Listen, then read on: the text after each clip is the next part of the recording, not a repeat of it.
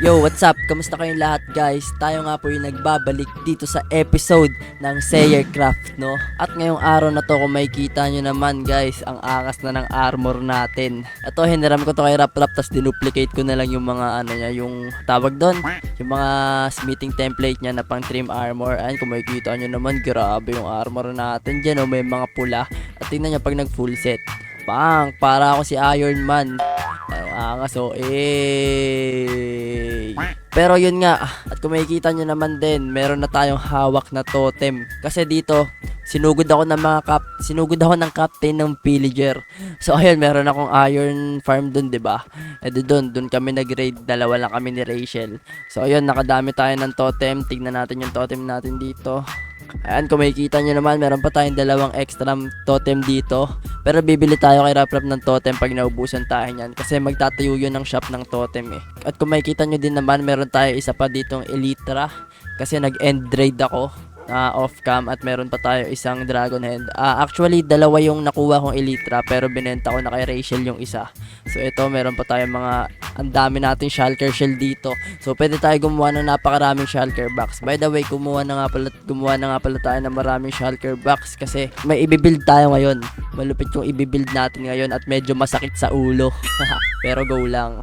So gawa tayo maraming shulker shell, no? Kasi kakailanganin natin to eh. 8 shulker box. Sige, pwede na muna yan sa ngayon. Sa ngayon lang. Pero gagamitin din natin to. Siguro magbenta na lang din tayo ng ano. Ayaw nga pala guys, nagbebenta na nga pala ako ng rocket, no? Ay hindi. Napanood yun na pala yun. Siguro magbebenta na nga lang din ako ng ano eh, ng shulker box eh. Kasi 'di ba nagbebenta tayo ng rocket, so pwede natin ilagay sa shulker box yung lahat. Tapos ibenta natin ng mga murang-mura lang naman, yung abot kaya nila. So sige, bahala na, tsaka na natin yan intindihin. Pero sa ngayon wala na akong pagkain. Di pa kasi nag-i-stock ng pagkain si Rachel eh. Pero sa ngayon kakailanganin natin ng napakaraming redstone. Kasi gagawa na tayo ngayon ng item sorter. Kasi kung makikita nyo naman yung mga gamit natin, ayan, tingnan nyo kung gaano kakalat, 'di ba? Ang gugulo ng mga item natin. Ayan, may mga ganyan dyan, may mga ganyan, may mga pana pang mga sira. Tapos may mga mata pa ng gagamba. Ano yan? Napakakalat ng gamit natin. Pero matulog muna tayo sa ngayon. Uy, dinagalan ako ng pusa ko. Pero ayun nga, ayun ang gagawin natin ngayon, item sorter. Kasi kung makikita nyo naman, may mga kung ano-ano yung nakalagay, may mga ganyan pa. O, diba? Napakagulo, hindi maintindihan yung mga gamit ko.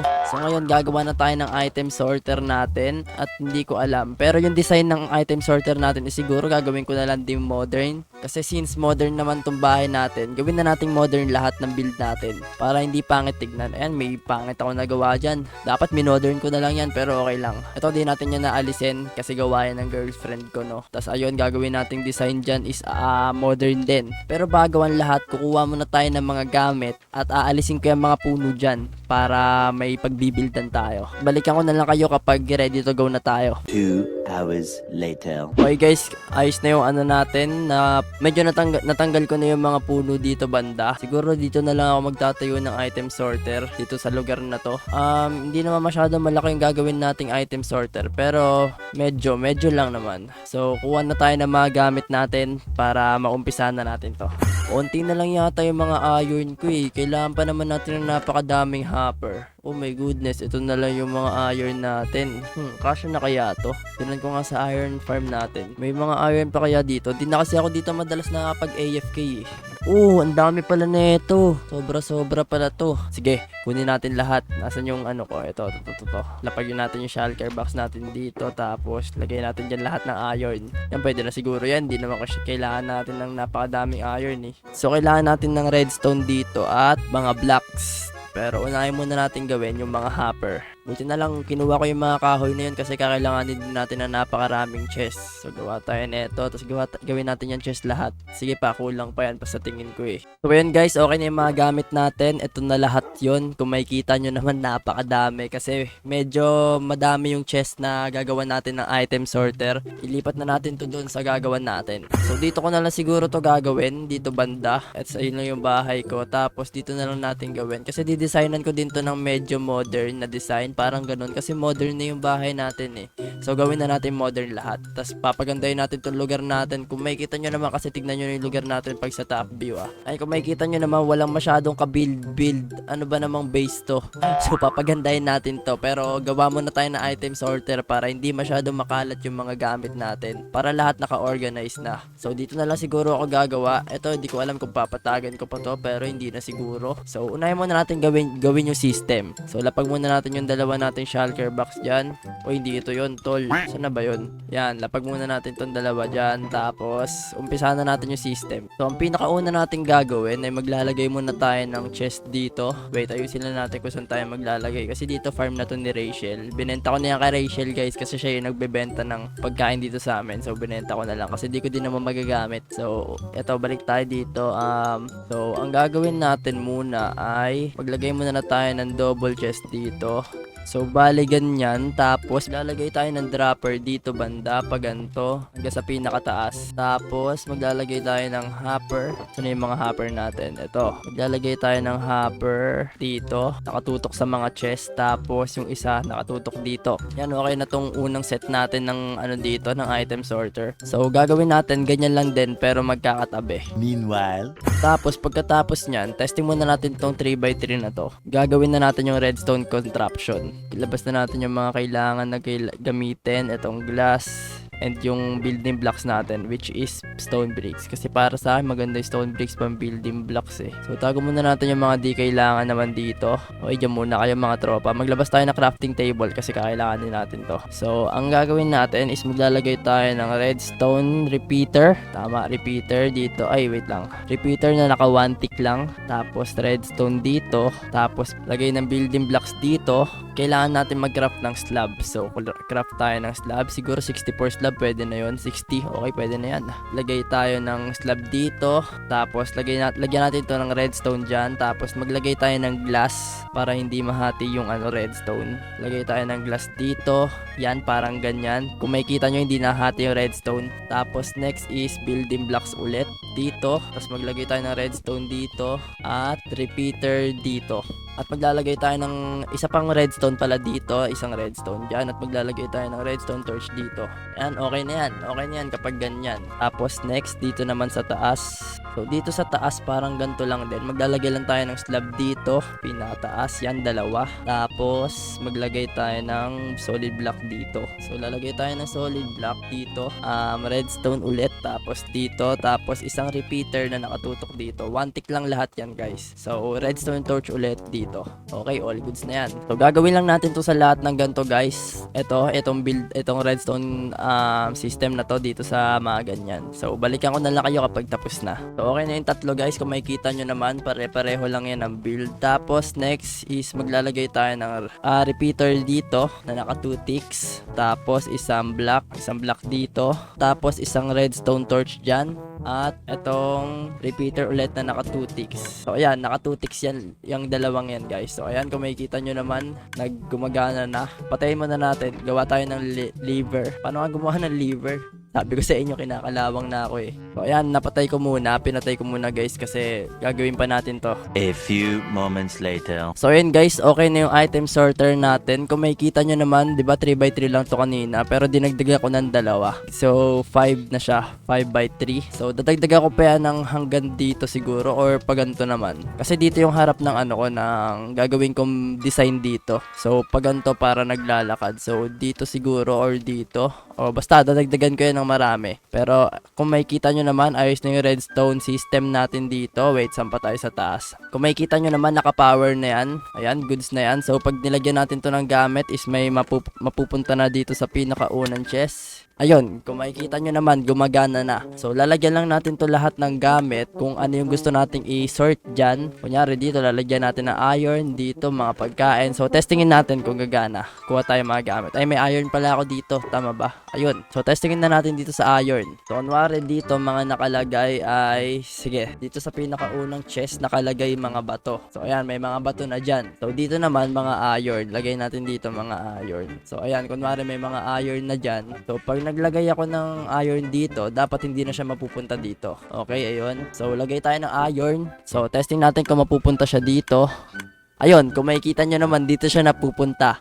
At gumagana na yung item sorter natin, guys. So, gagawa lang ako na marami nito, tapos babalikan ko na lang kayo kapag okay na lahat. Let's go! So, yun guys, kung makikita nyo naman, okay na yung ating item sorter. Dalawang side na yan, at gumagana na yan pareho. At kung makikita nyo, may mga tatak na yan. Ba't nawala yung tatak dito, ha? Pero ayun nga, kung makikita nyo naman, gumagana na tong item sorter natin. Kuha tayo dito ng iron. Wait, marami akong iron. Kung makikita nyo naman, kapag naglagay tayo dito ng gamit, kunyari example itong iron, dito siya mapupunta.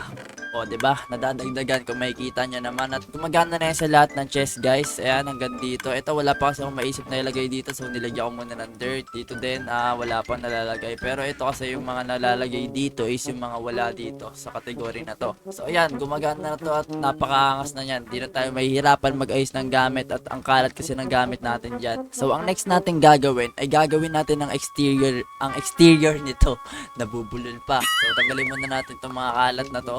So, since modern na yung bahay natin na yun, at di ko alam kung ba't may naligaw na Japanese build dyan. So, modern na rin ang gagawin natin. So, sa lahat ng build natin is gagawin nating modern, no? So, ang naisip kong design, actually wala pa ako naiisip na design dito, pero ang gagamitin natin is concrete, white concrete at saka gray, or siguro magdi-deep slate na lang ako, hindi ko sure, pero tignan natin kung ano yung mas bagay. So, kuha muna tayo ng materials.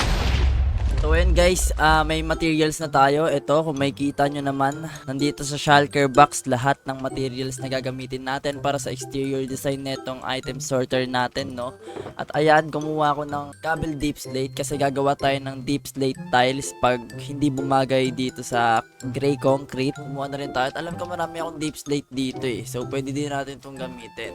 May isang stock ako, so kunin natin to. Kasi magagamit din natin to kung sakali. Pero pag hindi bumagay, magi-gray concrete tayo. Sa tingin ko nga kulang tong gray concrete natin eh. Yung white concrete naman natin, hindi ko alam kung sasapat na to. Pero kuha na lang tayo kapag kinulang, no? Ito, testing muna natin. Ay, kakarap pa pala natin tong deep slate natin. So, hindi ko talaga alam kung anong design yung gagawin natin dito. I-ano na lang natin, i-freestyle na lang natin. So, ang nasa isip ko kasi, parang ganito. Ay, hindi pa pala to concrete. So ayun, ayos na yung mga gamit natin. Seryoso na to kung makikita nyo naman. At may mga kalaban pa dito. Sige, lapit ka nga dito, tol. Lapit ka nga. Kulit mo Sige, sumabog ka. Walang talab. Ano yun? Ganun lang kadaling pumatay ng creeper, guys. So, umpisahan natin to ng design. Paano ko ba umpisahan to ng design? Siguro, ito yung entrance kasi natin. Dito banda yung entrance. At di talaga ako actually marunong mag-build eh. So, paano ko to umpisahan? A few inches later. So, ayan, ganyan siguro. Tapos, sunod lalagyan natin ng kulay white. So, ito yung gilid niya. Kung makikita nyo, parang ang plain tignan pag ganyan. So, paano ba? Lagyan natin ng design.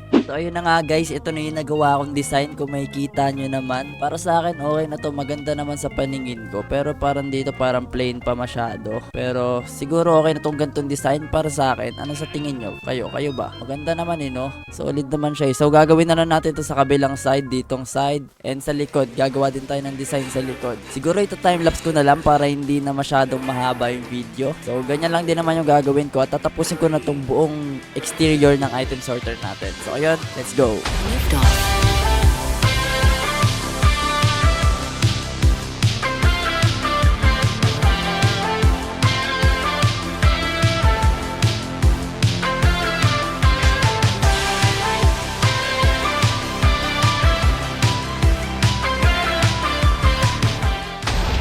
So, kung makikita nyo naman mga tropa ko, no, ayos na yung ating item sorter. Okay na yung design ng ating, okay na exterior ng ating item sorter. Kung makikita nyo naman, grabe. Okay na to para sa akin. Napakaganda na nito para sa akin, no. Ewan ko lang sa inyo. Hindi ko alam. Pero sa tingin ko, okay naman na to. Kung makikita nyo naman, ang angas, diba? At yung sa likod, ganito yung design ng ginawa ko sa likod. Ayan, kung makikita nyo naman, sinimplihan ko na lang yung sa likod, tas yung sa gilid, mga ganito. And yung harap, ito yung itsura ng harap. Ayan, kung makikita nyo naman, basta yan, ito na yung ating item sorter. At kapag papasok tayo dyan, wait, ba't may barrel dito? Ito yung bayad ni Rap sa aking Elytra. Kung makikita nyo naman, pag pumasok tayo sa loob nito, ayan, ganito na yung itsura ng ating item sorter. Kung makikita, at may crafting table pa dyan kasi nilagay ko yan. At testingin natin maglagay ng gamit, kung gumagana nga ba talaga. Wait, ano ang ilalagay natin? Siguro itong dirt na lang. Ito, kuha tayong 32, tapos lagay tayo ng dirt dyan. Dapat mapupunta yan dito. Ayan, kung makikita nyo naman, nadadagdagan yung dirt natin. At gumagana na to lahat sa lahat ng mga chest dyan, no? So, napakalupit ng design ng ating item sorter. At kung makikita nyo yung base natin, unti-unti nang nagkakaroon ng build. Gusto ko pupunuin ko yan lahat ng mga build hanggang doon. Yung yung iron golem farm natin, gusto kong designan din yan ng ng parang ganito din. At nga pala, inspired to sa build ni Kuya Sly, season 3 niya, yung mga base niya, di ba, puro ganito yon. Pero ito ay sarili kong design yung mga ganyan. Na-inspired lang ako kasi modern yung design natin at parang modern naman yung itsura ng ganito. Kaya yan na lang yung ginawa ko. So siguro dito ko na muna tatapusin yung video natin para sa araw na ito. At kung nagustuhan nyo yung video natin, huwag nyo kalimutan mag-like at pinutin nyo na rin yung subscribe button dyan sa baba at pakiclick na rin ng notification bell para maging updated kayo sa mga susunod pa nating video na ilalabas, no? So ayun muna para sa araw na to guys, at abangan nyo yung mga susunod nating video and peace out.